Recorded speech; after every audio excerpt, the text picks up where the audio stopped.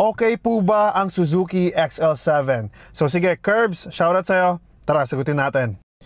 So for me, the Suzuki XL7 is the most underrated 7-seater on its segment.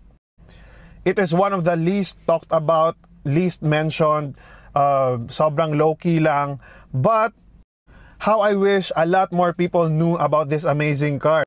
Kung hindi Veloz, Expander Cross yung pipiliin ko. Kung hindi Expander Cross, I dare say XL7 yung possible na pipiliin ko. And why? Because first, sa kanyang interior, napakaluwag ng space, hindi siya masyadong halata, but when you get inside, it's really impressively good. Lalo na yung third row niya, hindi mo ma-expect na sobrang, it's actually better than the other competitors. Yung third row, lalo na yung second row, and then yung driver's seat as well, sobrang impressive.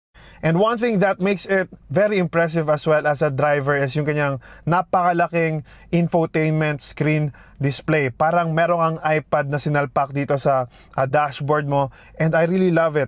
Honestly, I really love it. And then not to mention then yung mga accents niya all over, wooden accents all over the interior.